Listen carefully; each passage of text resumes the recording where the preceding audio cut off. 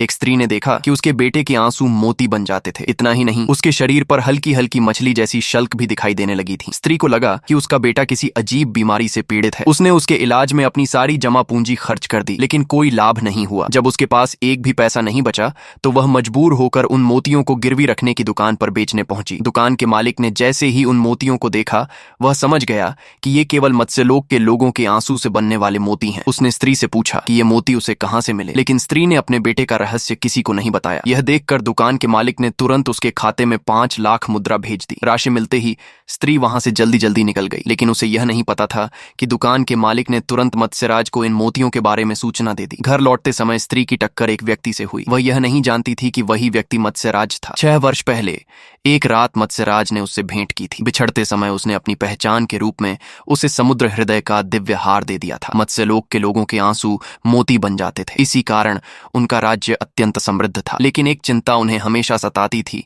कि मत्स्यराज का कोई उत्तराधिकारी नहीं था। उसी समय दिव्य दर्पण ने बताया कि मत्स्यराज का एक पुत्र धरती पर रहता है। यह सुनते ही मत्स्यराज ने अपने पूरे राज्य को उस बालक की खोज में भेज दिया। जब वर्षों बाद मत्स्यराज की मुलाकात फिर से उस स्त्री से हुई तो वह उसे पहचान नहीं पाया। दूसरी ओर स्त्री ने समझा कि वह व्यक्ति जानबूझकर उसके साथ दुर्व्यवहार कर रहा है। उसने उसे धक्का दिया और क्रोधित होकर वहां से चली गई। तभी मत्स्यराज के एक सेवक ने आकर बताया कि समुद्र हृदय के दिव्य हार का पता चल गया है। यह सुनते ही मत्स्यराज ने आदेश दिया कि उसके पुत्र को तुरंत राजमहल लाया जाए, लेकिन उसे यह नहीं मालूम था कि 3 वर्ष पहले स्त्री की धूर्त बहन ने चुपके से वह दिव्य हार चुरा लिया था। अब वही हार उसकी बहन के गले में था। हार की दिव्य सुगंध का पीछा करते हुए मत्स्यराज के सेवक उस बहन तक पहुंच गए और उसे तथा उसके बेटे को मत्स्यराज के महल ले आए। धन दौलत और ऐश्वर्य पाने के लालच में बहन ने स्वयं को असली स्त्री बताकर छल करने का निश्चय किया। शुरू में मत्स्यराज को उस पर संदेह हुआ, लेकिन जब उसने बालक के हाथ में मत्स्यलोक के मोती देखे तो उसका संदेह कुछ समय के लिए दूर हो गया। फिर भी उसके मन में